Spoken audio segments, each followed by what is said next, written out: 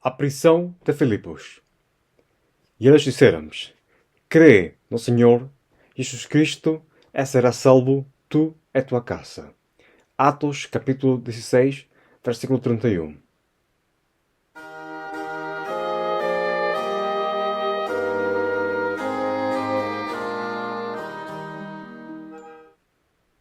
Estimado ouvinte, tenha você cordiais saudações.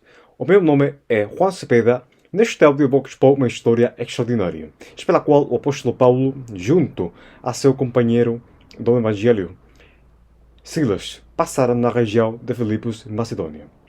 Esta extraordinária história acha-se no livro de Atos dos Apóstolos, capítulo 16, a qual dá-nos muitas ensinanças para destacar em nossas vidas, já que a sã doutrina não é só sabê-la, senão também deve ser vivida. Esta história, que acontece na prisão de Filipos, é um verdadeiro tesouro que deve ser descoberto pelo leitor. É também derriba algumas falsas doutrinas e malinterpretações. Não obstante, pode ser destacado aqui o grande compromisso de fé que o apóstolo Paulo e Silas tiveram, ambos dos quais não estavam angustiados pelas circunstâncias que experimentavam. Eles sabiam bem que eles sofriam pela causa de Cristo, pela causa da justiça. Porque melhor é que padeceis fazendo bem, se a vontade de Deus assim o quer, do que fazendo mal. 1 de Pedro, capítulo 3, versículo 17. Vamos começar. Paulo, o apóstolo dos gentios, pela vontade de Deus, junto ao seu companheiro na pregação do Evangelho, Silas, viajaram à região de Filipos, na Macedônia, para pregar as boas novas de salvação, ambos dos quais passaram difíceis momentos após de ser postos em prisão injustamente. Uma vez que eles chegaram a Filipos, Paulo e Silas deparam-se com os jovens com um espírito de adivinhação, a qual dava grandes lucros aos seus senhores. Uma coisa curiosa aqui é que aquele espírito de adivinhação, por meio destas jovens, gritava de maneira constante ao ver a Paulo e Silas nos versos 17 de Atos capítulo 16. Assim: estes homens que nos anunciam o caminho da salvação são servos do Deus Altíssimo. A jovem fazia isso como passo dos dias, pelo qual Paulo estava perturbado. Perguntei, por que Paulo estava perturbado se o espírito da adivinhação estava a dizer a verdade? Não eram Paulo e Silas servos do Deus Altíssimo? Eles não viajaram para anunciar o caminho da salvação às pessoas dessa região? Obviamente simples. Aquele espírito não estava a mentir. Exporemos quando algo ou alguém malvado diz coisas que são verdades, essa termina sendo rejeitada devido à fonte da qual aquela verdade vem. Igualmente, o mesmo tipo de acontecimento passou quando Jesus estava nos dias da sua carne. Por exemplo, havia homens gergesenos que tinham uma legião de demônios aos quais diziam coisas verdadeiras com respeito à deidade de Jesus. Assim: que temos-nos contigo, Jesus, Filho de Deus? Vistes aqui atormentar-nos antes de tempo? Mas era necessário que aqueles demônios foram expulsados daquele endemoniado, devido a que, apesar de que estava a dizer a verdade, a fonte dessa verdade não era boa. Estimado ouvinte, ao igual que os evangelhos dizem, o espírito da adivinhação morando nas jovens diz a verdade. Mas foi necessário que aquele espírito fosse expulsado pelas palavras de Paulo, no nome de Cristo Jesus. Por falar nisso, esse dom já não existe atualmente. Agora, a questão curiosa aqui é: os senhores das jovens estavam com raiva em conta de Paulo e Silas por ter terminado a esperança das ganhanças. Ao inferir, podemos dizer que aqueles homens já tinham conhecimento do que a jovem era capaz de adivinhar pelo aquele espírito. Por vingança, esses homens malvados levaram Paulo e Silas ante as autoridades, mentindo na sua declaração ao dizer deles, nos versículos 21 a 22, assim: estes homens, sendo judeus, perturbaram-nos a nossa cidade. Nós expomos costumes que não nos é lícito receber nem praticar, visto que somos romanos. Devido à falsa declaração destes homens sem temor de Deus, Paulo e Silas foram levados diante aos magistrados e as vestes deles foram rasgadas e depois foram mandados a ser açoitados com varas e finalmente lançá-los na prisão junto aos homens perigosos. Estimado ouvinte, simplesmente deve de ser terrível de ser prisioneiro numa prisão como aquelas que existiram no passado. Possivelmente nós estaríamos muito angustiados sem esperança de sair daí. Porém, o comportamento de Paulo e Silas foi totalmente diferente. Sobretudo Paulo, que já sabia que ele estava a sofrer pela causa de Cristo. Portanto, ele já sabia que o seu sofrimento não era em vão. Após de tudo, não foi em vão, já que finalmente houve salvação de almas. Em vez de queixar-se daquela situação, lê-se no versículo 25 que Paulo e Silas cantaram hinos a Deus e os prisioneiros ouviram-lhes. Estimado ouvinte, perceba por favor como aqueles homens de Deus sujeitaram o seu orgulho e a sua carne à vontade de Deus. Deste modo, eles deram bons testemunhos aos prisioneiros, que eles perguntaram-se como é possível que esses homens estejam felizes em tais condições? Se isso acontecer neste tempo, qualquer pessoa deste mundo estaria em suspense da atitude de Paulo e Silas, e isso foi o que aconteceu com os prisioneiros. Por inferências, podemos dizer que Paulo e Silas pregaram-lhe o Evangelho da salvação. Um fato milagroso aconteceu naquela região de repente. Um grande terremoto sobreveio de tal maneira que a fundação da prisão foi sacudida e, como consequência, todas as portas foram abertas e as cadeiras dos prisioneiros foram afrouxadas, todas as quais eram capazes de escapar daí. Todos nós sabemos que quase todas as pessoas nessas circunstâncias escaparíamos. Não obstante, um evento extraordinário aconteceu cá, porque nem Paulo, nem Silas, nem os prisioneiros escaparam, senão que eles decidiram se ficar na prisão. Normalmente, baixo esse tipo de situações, os prisioneiros tiveram escapados e o carcereiro pensou isso primeiramente. Eles despertou-se devido ao terremoto. Então ele tirou sua espada para matar-se? Agora nós podemos perguntar-nos que foi o que aconteceu nos corações dos prisioneiros para que eles se ficaram na prisão em vez de escapar. Poderiam eles ter crido no Evangelho? Poderiam Paulo e Silas ter pregado-lhes o genuíno Evangelho, não por meio das palavras da sabedoria humana, senão por meio do poder de Deus, tal que os seus corações fossem mudados? Ainda o Senhor é capaz de mudar os corações mais duros pela sua abençoada palavra. Portanto, a presença de Paulo e Silas trouxe venção eterna, já que o carcereiro foi impedido de matar-se. Desse momento, ele não era salvo ainda. Imaginemos por um instante que Paulo, Silas e os prisioneiros tivessem escapado. Com segurança, o carcereiro tiver matado-se, indo simples direito ao castigo eterno no inferno. Você pode perceber, estimado ouvinte, que a decisão destes homens gerou ao ficar-se na prisão. Você pode perceber que a obediência de Deus traz salvação uns para outros. Respeito à situação que Paulo e Silas passaram, o que você faria se passaras pela mesma situação?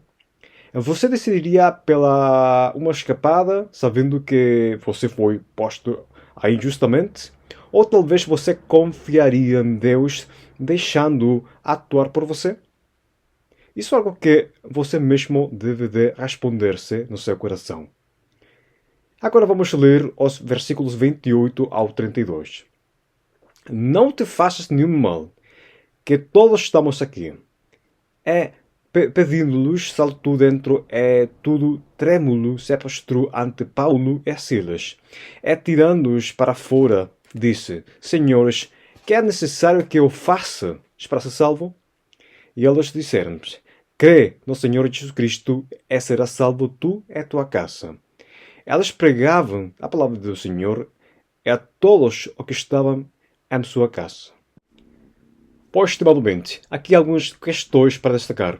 Primeiro, se Paulo e Silas tivessem atuado terrenalmente, escapando-se da prisão, como segurança o carcereiro termina matando-se, indo ao inferno. Segundo, quando o carcereiro pergunta-lhes, senhores, que é necessário que eu faça para ser salvo? Podemos inferir que Paulo e Silas pregaram o evangelho na prisão. Possivelmente o carcereiro ouviu as palavras ditas por eles, sendo assim capaz de ouvir que era necessário ser salvo de algo ou de alguém.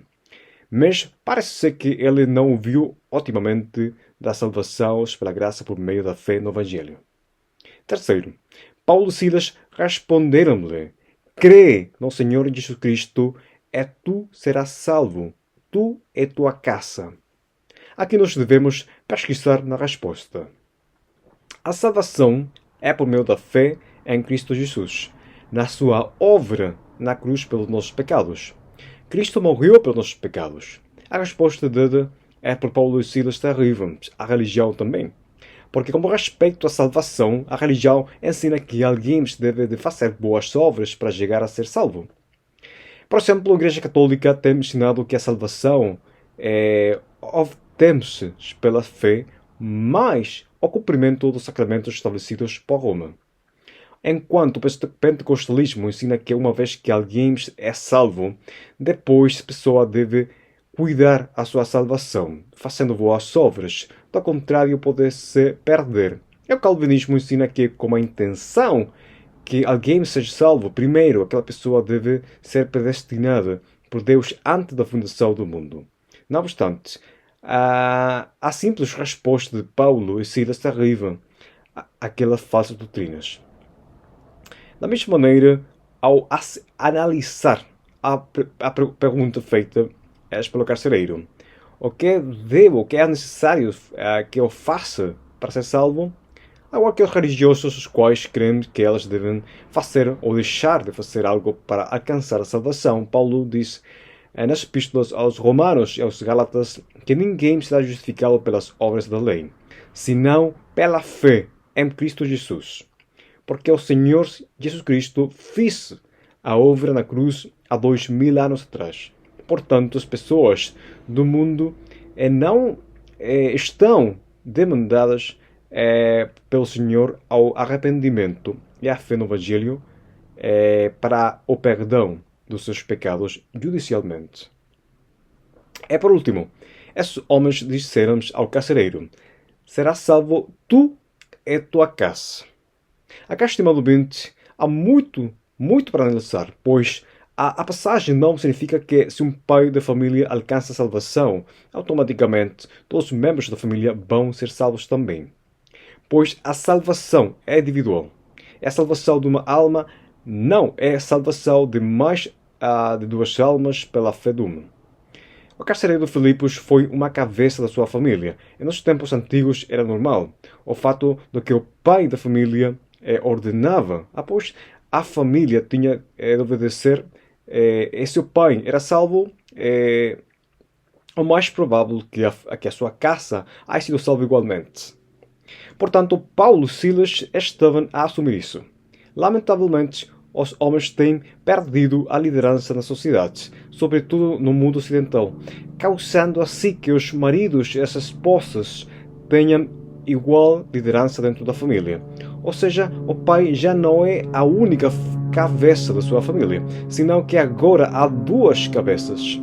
Ou ainda pior, as mães são as cabeças da família.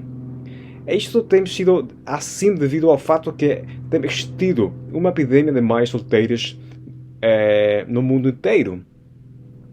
As mulheres muito jovens tendo relações sexuais sem nenhuma responsabilidade, a qual tem sido conduzida em grandes medidas pelos métodos de controle do nascimento ou pelos métodos de prevenção de doenças sexuais, tal como a pílula do dia seguinte, do qual a família se empenha ou quais temos a tarefa de disciplinar e guiar as crianças. Vamos seguir a ler os versos 32 ao 34. Eles pregavam a palavra do Senhor a todos os que estavam em sua casa. Tomando-os ele consigo naquela mesma hora da noite, lavou-lhes os vergões.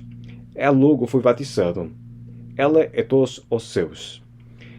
Levando-os à sua casa, lhes pôs a mesa, e alegrou-se de que com toda a sua casa havia crido em Deus.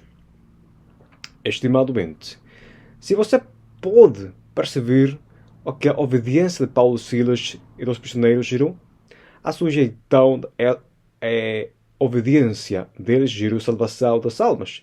Portanto, se você é salvo, a minha recomendação para você é fazer a vontade de Deus, apesar que você esteja a passar por situações que parecem ser injustas.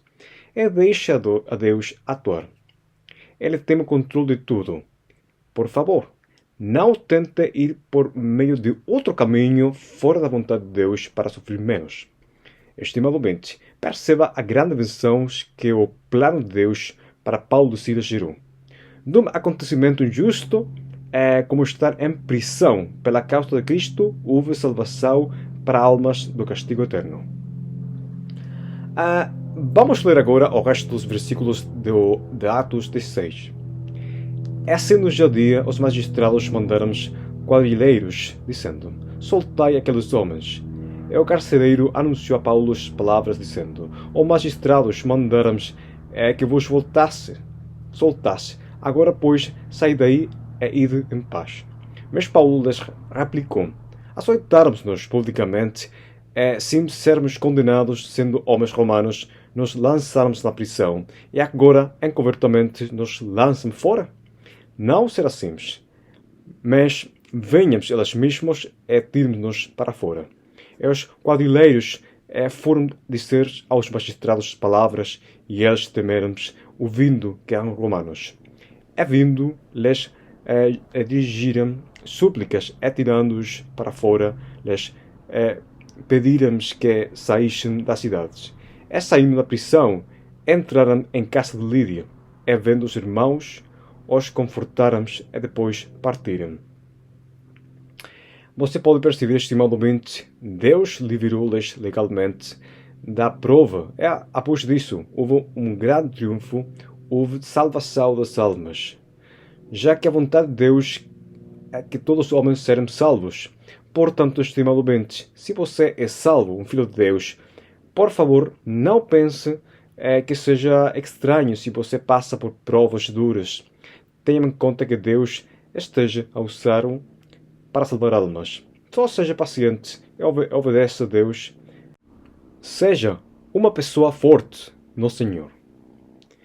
Finalmente, eu gostaria de dizer que é para aquelas pessoas que não são salvas ainda, você tem que aceitar, você tem que crer que você é um pecador, que você precisa urgentemente a salvação. Você tem que reconhecer do coração que você é um pecador, que você vai ao inferno.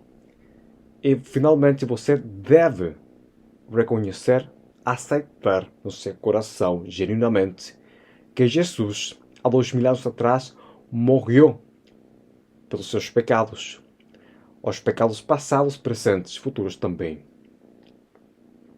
Eu espero que esta mensagem seja de bênçãos para você.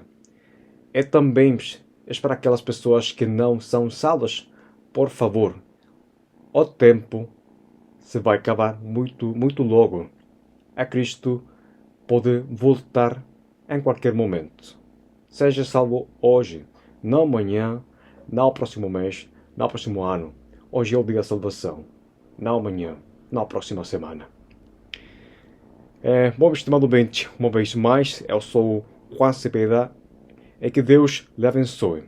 Até o próximo áudio, se o Senhor dá-nos vida. Hasta logo.